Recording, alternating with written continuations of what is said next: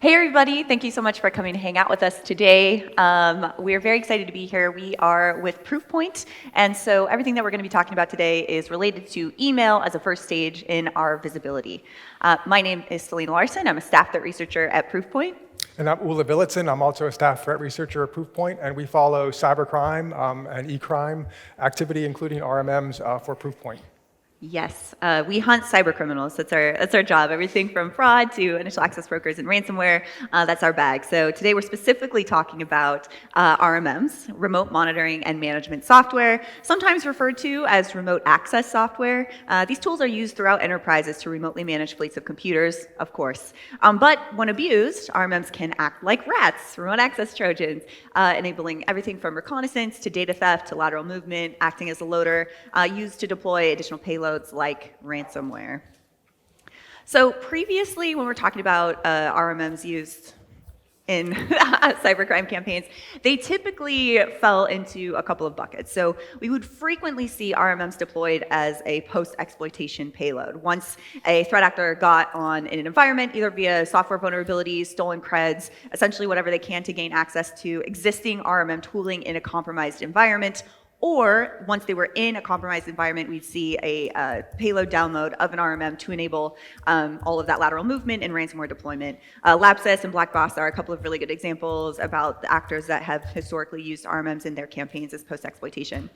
We also see a lot of telephone-oriented attack delivery, aka Toad, sometimes referred to as callback phishing. These campaigns basically lure a person into calling a fake help desk or a fake disputing an invoice, and they would frequently deploy remote access software as well, these RMMs, but that's really only deployed after a victim actually calls and engages with the threat actor. So in all these cases, they were kind of a second stage payload. They're not necessarily dropped immediately like we see in email now.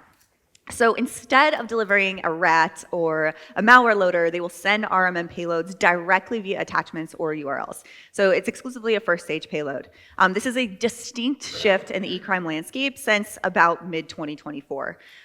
They are delivering a variety of RMMs. So we see in our data a bunch of different threat activity. Here you might actually recognize some, you might not recognize some. Data was new to me, for example. And actually, if you extend this way, you extend it to the right, you would see this would basically be mostly net support. So in terms of RMMs that were a first stage payload, we saw them occasionally, and it was typically net support rat, and it was typically by initial access brokers that were delivering it as well. So we saw a little bit here and there. It was kind of like blips on the landscape, but come summer 2024, we saw a distinct shift and a pretty big pivot where we started seeing a bunch more activity. Threat actors really did prefer to favor Screen Connect, for example. That was the RMM that was really starting to explode in our data. And then as the months went on, we started seeing a bit more experimentation using different payloads. And then come August 2025, we have a veritable cocktail of RMMs. And this is just an example of the stuff that we're seeing in our data. And you can see here we have over 120 RMM campaigns in July and August. So this is a pretty high volume of campaigns that are delivering RMMs as an initial access. And you can kind of see here the main ones that we see are Atera, PDQ Connect, and Symbol Help as of last month have been the favored payloads, while Screen Connect is dropping off. It's really everywhere. And part of the reason why we're kind of interested in this research, at least me in particular, is because I have experience with friends and family who have been targeted by these types of threat actors that are delivering RMMs. And even the examples that we're going to show, I know people who have received them and were like, wait a second, I got that email in my work inbox. And it's not just corporate also, well, it's going to talk a little bit about that, but it's both consumer as well as enterprise being targeted by these threats. So what other patterns do we see here? Like, why is this happening? So the spike in RMM delivery actually aligns with the decrease in malware loaders that criminal initial access brokers have really relied on for years. The typical QBot or ICE ID, things like this were very, very prominent across the landscape with super high volume campaigns, consistent delivery. But what we've seen is a very significant decrease in the number of loaders and botnets delivered via email as a first stage payload. And it's really interesting to kind of check it out over time. So we call this priority malware, some of the more sophisticated threat actors and what they're delivering. And where historically it was Emotet, Qbot, IcedID.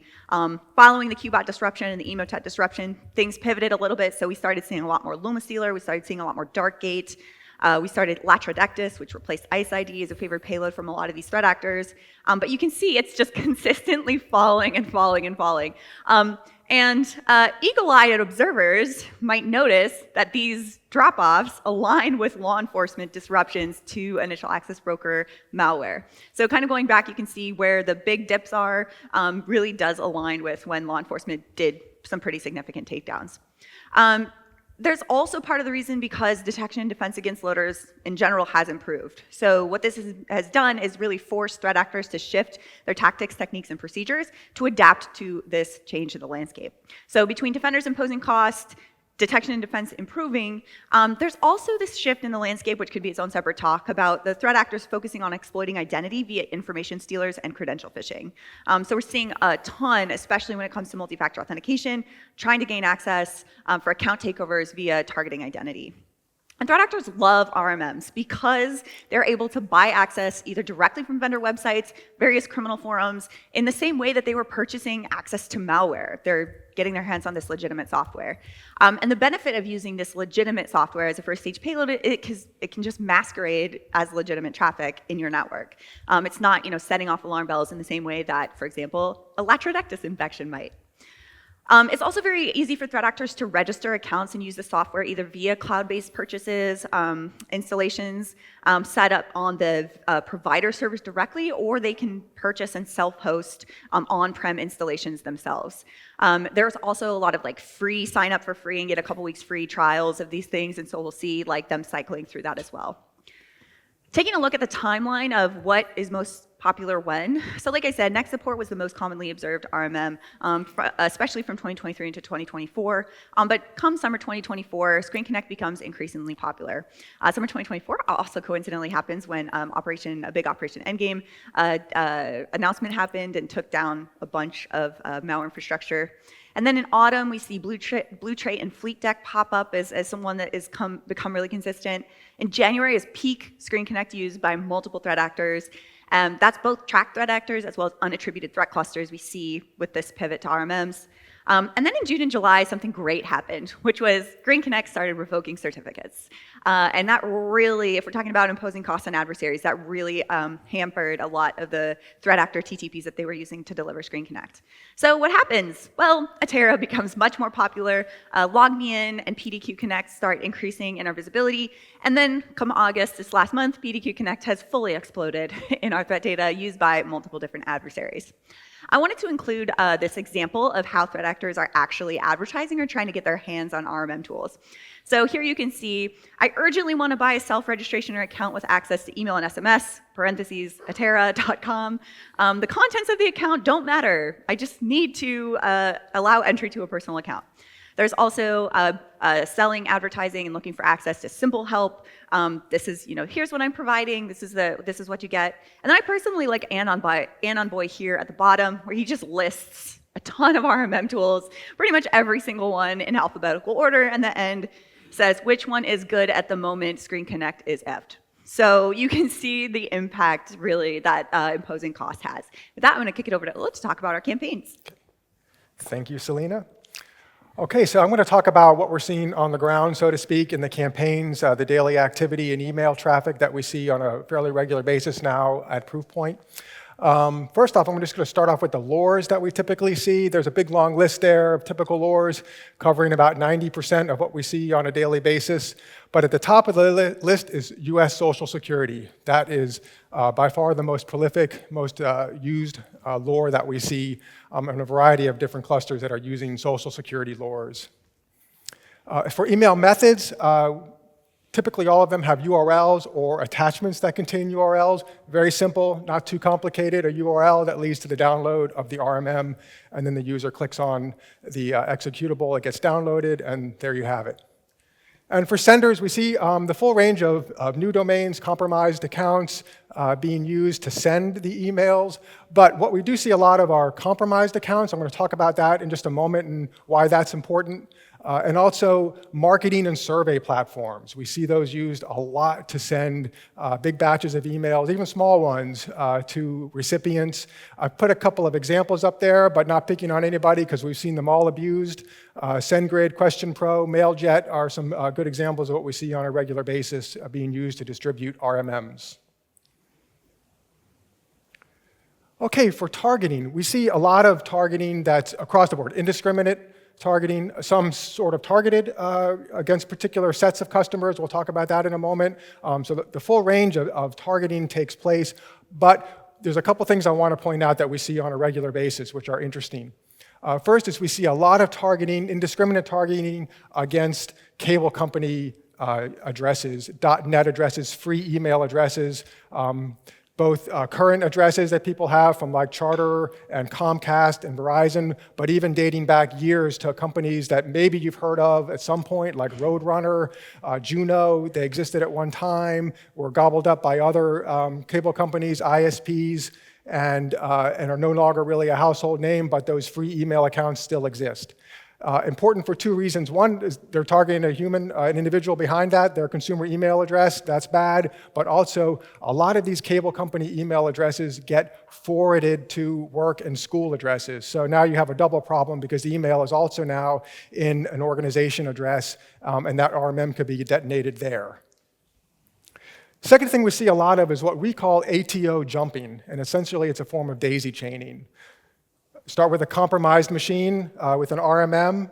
The actor goes after their email account and their address book, grabs up all the addresses in their email addresses in that address book, sends out probably the same email that actually ended up on that machine or something very similar, sends that out to all the contacts in the address book, and then you lead to more compromises and so on. And that just repeats on its own, either fully automated or semi-automated fashion.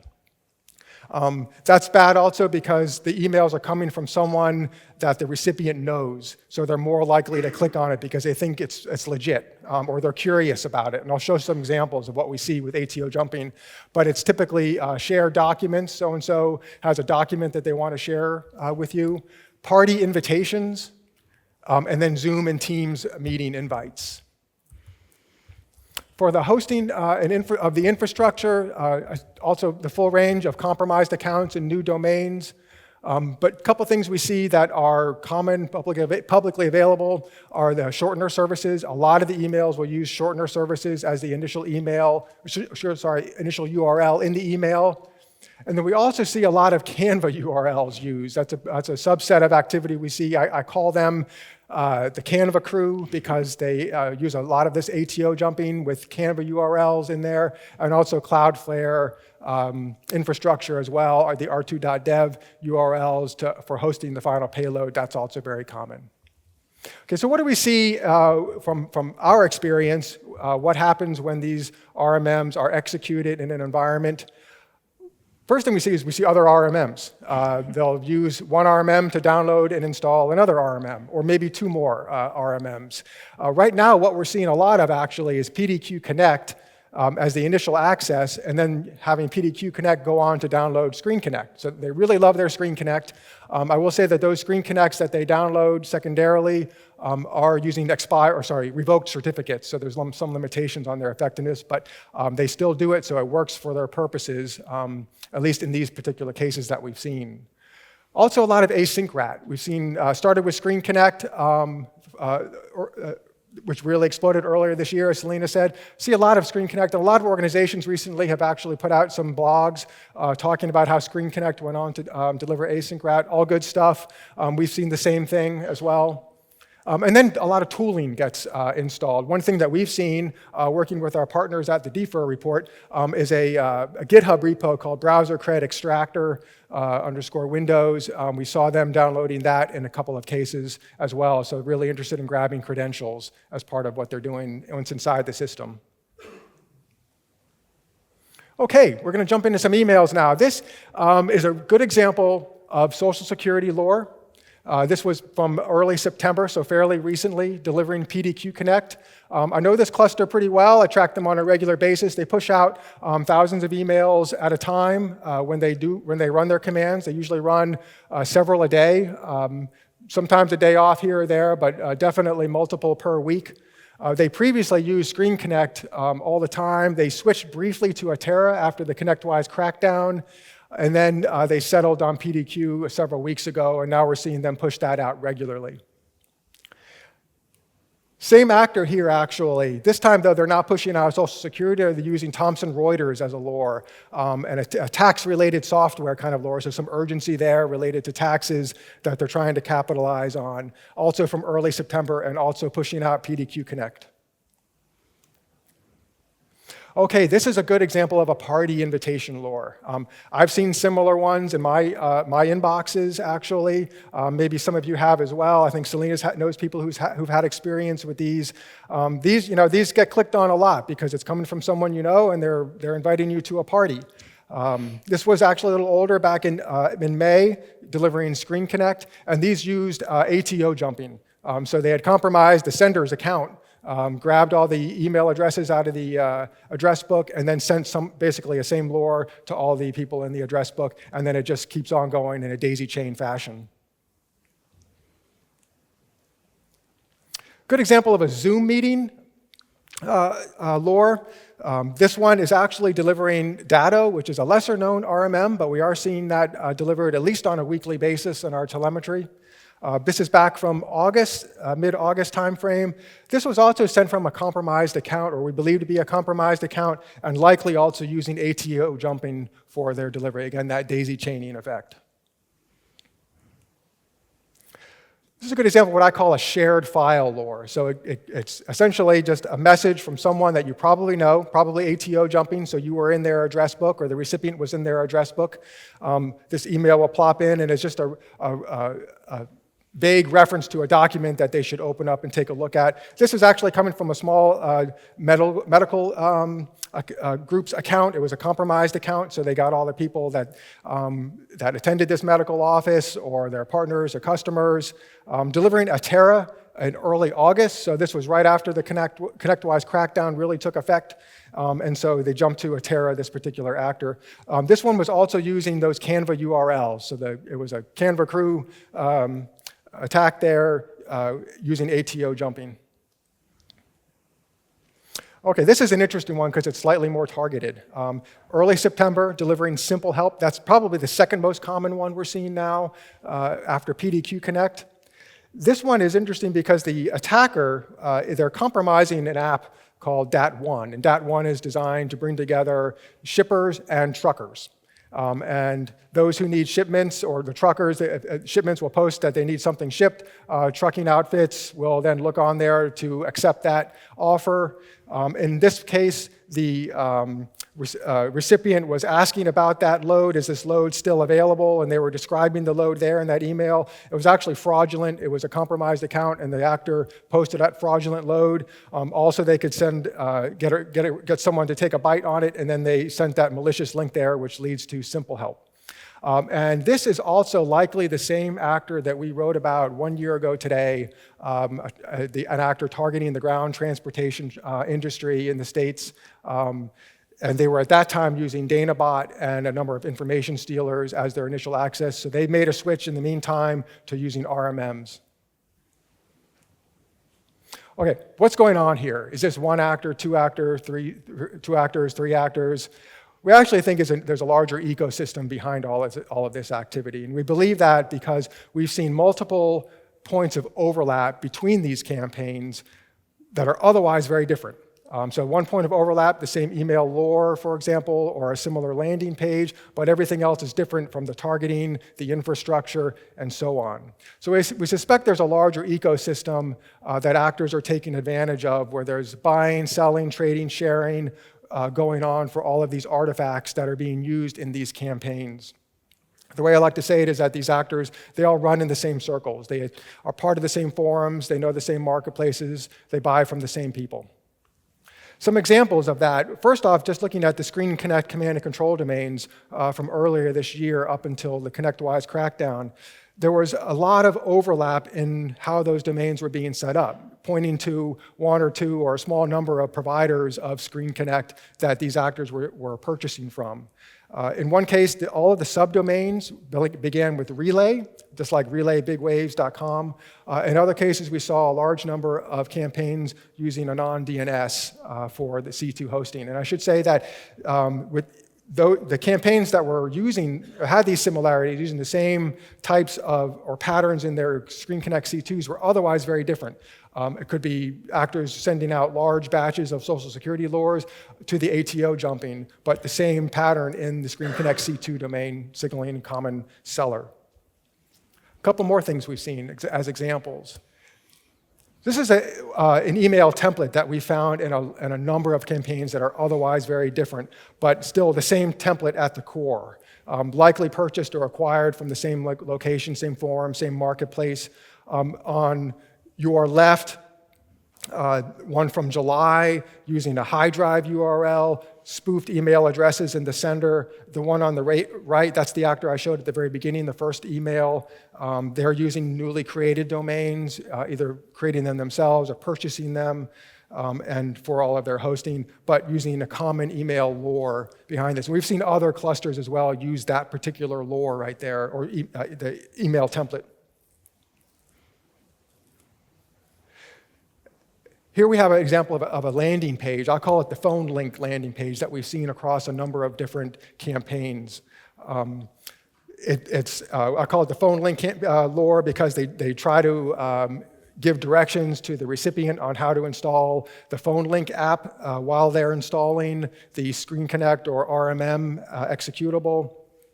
On the left, a campaign from August using a compromised account for hosting and for sending. They targeted consumer cable emails in that particular one. And then on the right, very different. This is that same actor, large, usually just Social Security lures. Sender was a newly created domain. They were targeting a broad array of organizations. And one thing that's interesting about this phone link lure that I see often is that in step one, the name of the file that they specify there is actually different from the file that was downloaded, signaling that they got this from somewhere else. It wasn't something that they created for their particular purpose. Okay, one last thing I want to talk about is a specific activity cluster that we've seen active since fall of 2024. They typically deliver 2 RMMs, Blue Trait and Fleet Deck, lesser known generally, but we see these used by this cluster often. We call them Blue Fleet, very creative, but that's how we refer to them locally. They use a lot of international targeting in French and English and Spanish lures, payment themes common with their lures, but also the travel industry related lures. Emails contain URLs and PDFs. They'll often actually mention the name of the RMM in the PDF. So we have the Fleet Deck version of Adobe that you can download, and if you're downloading Fleet Deck, maybe you'll think it's okay because that's what you're downloading is something related to a Fleet Deck Adobe. We've also seen them deliver Synchro and Super Ops, and we've seen them go on quickly to download other RMMs like Screen Connect, Synchro, and Tactical RMM. And I think it's really interesting because all of this ecosystem makes attribution a lot harder. So it used to be, one-to-one. We could say, okay, this actor is using this malware, and we would very easily be able to track them. But now with this ecosystem and threat actors working together and using the same lures and delivery methods, et cetera, it does make attribution a little bit trickier. So it's a very fun time in the ecrime threat landscape. When it comes to detection, I think it's really important to highlight that because these are legitimate tooling, oftentimes organizations will think it won't flag necessarily as objectively malicious. And it's really important to have a sort of defense in-depth model. So you're not just looking at the ultimate payload and the C2 or the traffic to the domains, but also the full attack chain. In our case, obviously, the email, contextualizing the email is super important. And it always requires a user action in order to actually download that payload. So combining the user action, they're usually huge archives too, which can be useful for sandbox evasion from a researcher perspective. And then either the archive or the URL download will deliver and install the RMM software, which then will enable the next stage payload installation, whether that's another RMM or whether that's something much worse. So you have the TA action, which is the remote control function. And so it's important to have a defense in-depth perspective where you're looking at the full chain from the email or whatever the delivery is to the RMM installation to whatever comes next. We actually do recommend restricting all RMMs to only approved applications and domains. So essentially blacklisting everything else. And that is so important because oftentimes you might have a legitimate RMM that's used in your environment that threat actors are going to be exploiting. So it's very important to make sure that you're restricting them to the only approved domains. We do engage with your RMM providers. So ask your vendors, what are they doing to prevent cyber criminal abuse? We do have seen obviously some success stories with, for example, Screen Connect with the revoked certificates, really imposing costs on the adversaries and requiring them to change their behaviors. And then of course, augmenting security solutions to identify these rogue RMMs and common attack chains. So again, that's a full defense in depth, the full attack chain visibility when it comes to detection and defense. I just wanted to call out, highlight emerging threats. So they are providing maintained signatures for network traffic from legitimate RMM tools, which is super helpful and super great. But it's important to note that they can detect both known malicious activity as well as generic traffic that might be unusual. So when these notifications fire within an environment, an organization really has to identify that additional context. Where is the download link? What's the initial access? Is that web inject, email, or phone call? We didn't even talk about web injects, which could be an entire talk on itself. And essentially needing to understand the objectives before assuming a detection was fired was a false positive. So, right, you can imagine someone getting a detection for a Terra or PDQ Connect that they use in their environment. They're like, that's fine, when it's really being abused by threat actors. So we do anticipate that cyber criminals will keep using RMMs as a first stage payload. It has really just exploded everywhere. And they are continuing to experiment with different software to see what works best. We see one threat actor delivering 3 different payloads, sometimes in the same week. So they are constantly switching things up, using different attack chains, et cetera. RMM operators should work with the community to identify and crack down on exploitation. Again, Screen Connect is a great example of this, and you can really see exactly when the digital certificates were revoked because threat actors had a very hard time. They took some time to figure out what was next, and then they pivoted to use additional payloads. So I wanted to give some shout outs for people who have helped us with this research. Certainly a DFIR report, Gula mentioned. Q Intel, they were named in our paper. They provided us some interesting information from dark web marketplaces. Red Canary, shout out to the analysts at Red Canary who have also helped us see the full chain. And then of course, internally our Proofpoint detection and emerging threats teams who have been super duper helpful in making sure that we have coverage and writing open source rules for the community as well. So that's all we have. I don't know if you have time for questions.